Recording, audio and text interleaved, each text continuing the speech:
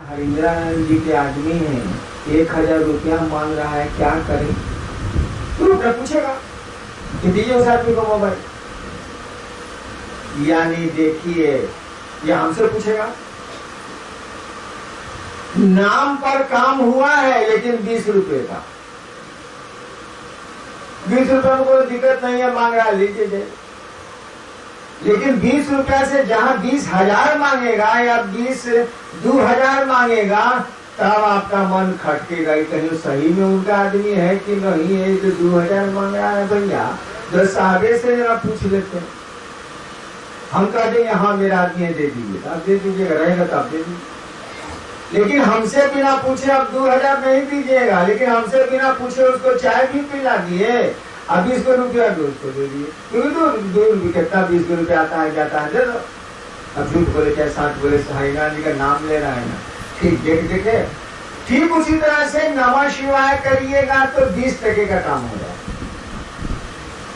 शिवलिंग पर जल चढ़ाइएगा, महादेव का नाम लीजिएगा, 20 टके का काम हो जाए, उसको कोई दिक्कत नहीं। जैसे बोल रहे थे ना कि मंच पर चल के आप महादेव के 3 सूत्र बोलते हैं, शिव गुरु बोलते हैं, इससे लाभ नहीं होगा। लाभ होगा वही 20 टके। महादेव का नाम लीजिएगा तो लाभ कैसे नहीं होगा? 20 टके का लाभ हुआ। लेकिन 20 रुपया से ऊपर का जहां आपका डिमांड हुआ कि अब मामला ऊपर जाएगा, ऊपर जाएगा तो ऊपर वाला देखेगा ना कि आपका संबंध है कि नहीं है, कि नौटंकी कर रहे हैं। और संबंध आध्यात्म दुनिया में भी, इस दुनिया में भी संबंध आपका भाव तक अगर नहीं पहुंचा है तो कमजोर माना जाएगा। अगर पत्नी का भाव आप में नहीं है तो पति आपका उतना ख्याल नहीं करेगा। अगर पति का भाव आप में नहीं है तो आप पत्नी का उतना ख्याल नहीं करिएगा। अगर बेटे का भाव आपके मन में नहीं है तो बेटा रोता रहेगा, आप उठ के चल दीजिएगा। विचार है मन में कि हाँ बेटा है, लेकिन ना ये हमारा बेटा नहीं लग रहा। विदेश में प्रॉब्लम है कि नहीं? माँ कौन है ये तो पता है, बाप कौन है पता नहीं।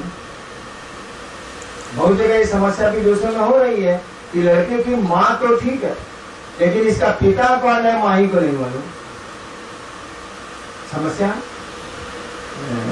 इसीलिए अब विदेशों में, यहाँ भी हो गया भारतवर्ष में, आप बच्चे का एडमिशन करें तो माँ का नाम पूछेगा, माँ का नाम लिखो। यहाँ भी हो गया बच्चे के पहले बाप का नाम पूछा जाता था, अब नहीं, माँ का नाम बताए, तब बाप का नाम बताए। मैंने माँ का नाम इंपॉर्टेंट हो गया, अब इस देश में भी होते जा रहा है। तो जब तक भाव नहीं रहेगा तब तक तो इस धरती पर भी संबंध नहीं चलता है। दोस्ती का भाव, मित्रता का भाव, पत्नी का भाव, पति का भाव, पुत्र का भाव, पिता का भाव इस धरती पर भी नहीं चलता। आध्यात्म की दुनिया में तो बिल्कुल नहीं चलता है, क्योंकि वह आध्यात्म की दुनिया का आदमी शरीर में नहीं है। वहां तो भाव से ही शुरू ही होगा।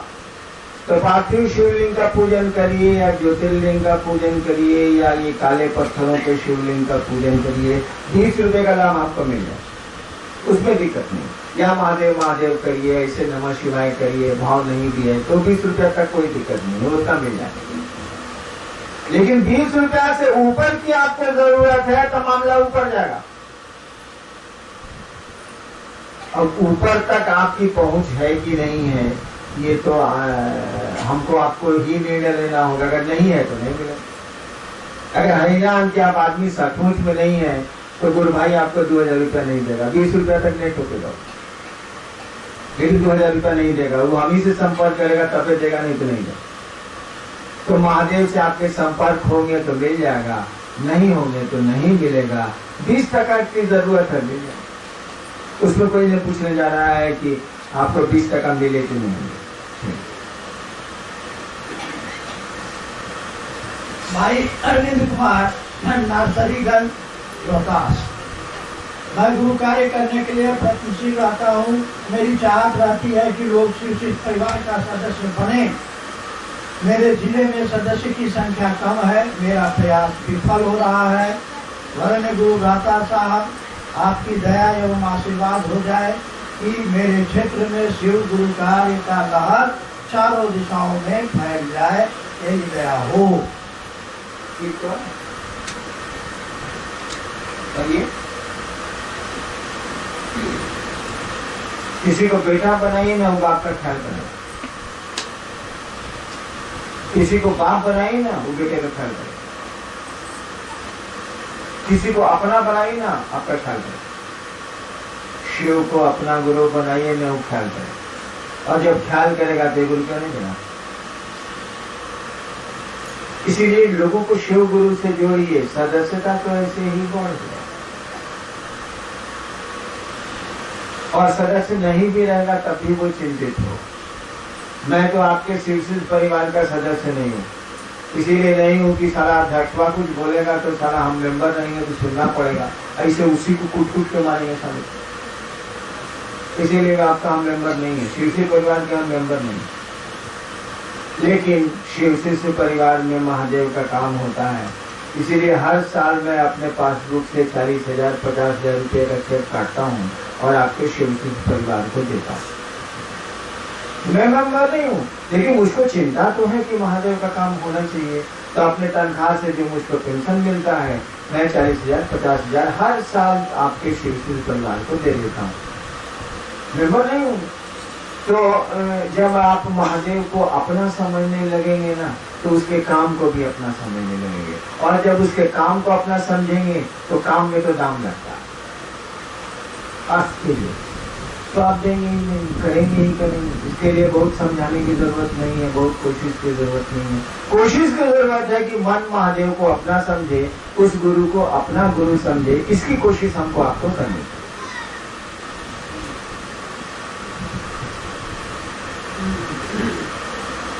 जो बहुत ही थोड़ा हटके है, क्या सचमुच महादेव भांग और गांजा खाते पीते हैं?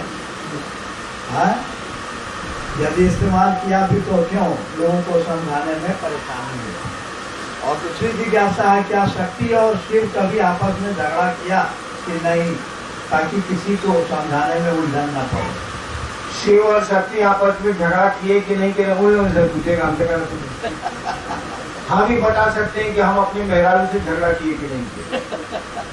अब महादेव भगवती से झगड़ा किए कि नहीं किए, तो उन लोगों से पूछिए, हमसे बेकार पूछे। दूसरा क्या है? गांजा भांग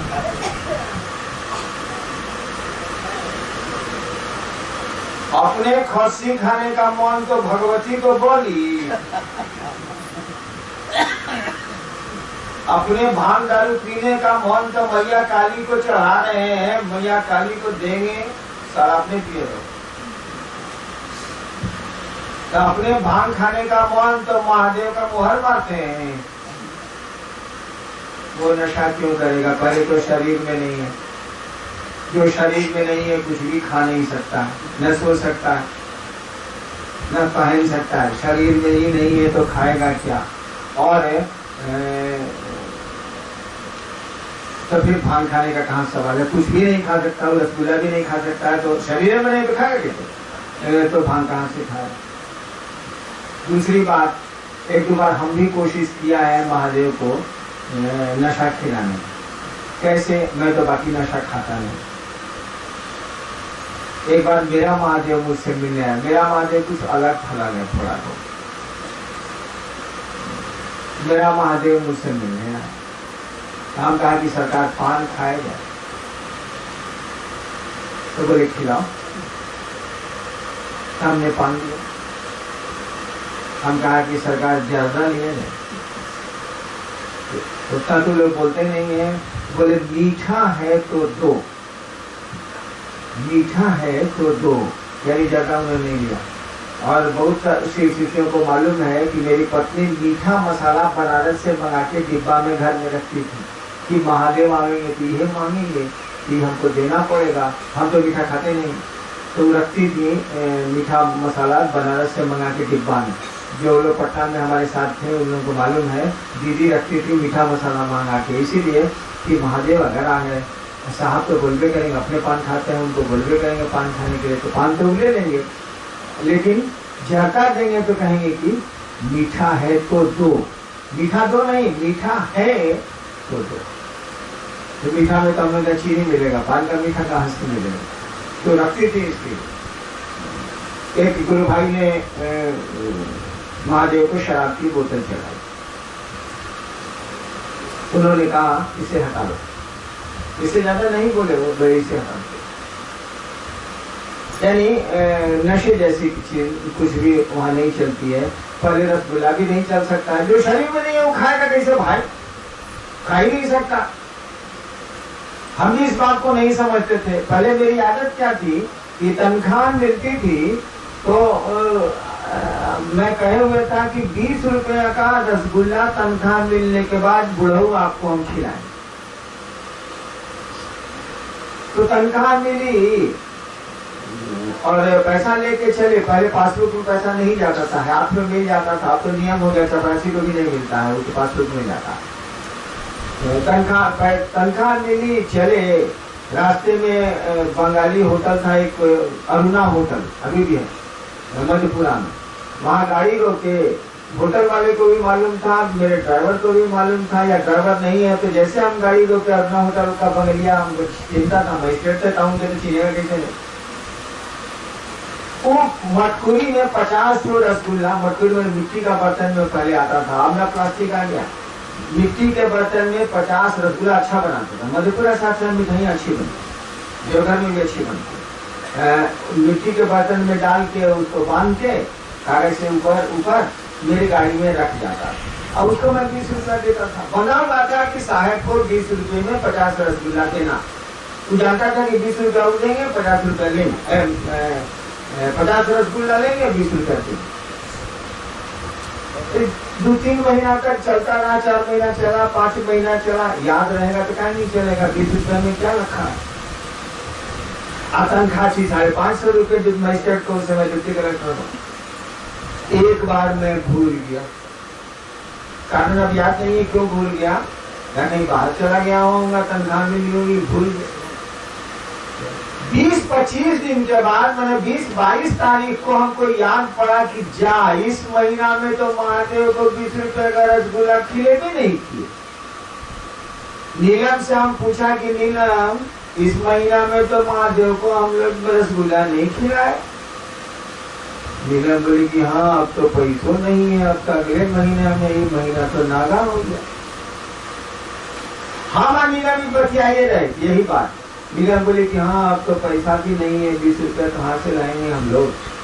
तनख्वाह खत्म हो जाती है। एक ईमानदार मजिस्ट्रेट को 20 तारीख के बाद पैसा क्या रहता? अपना बढ़ गया है। हमने रिटायर किए तो 65,000 तनख्वाह थी, नौकरी शुरू किया था तो 500 तनख्वाह थी।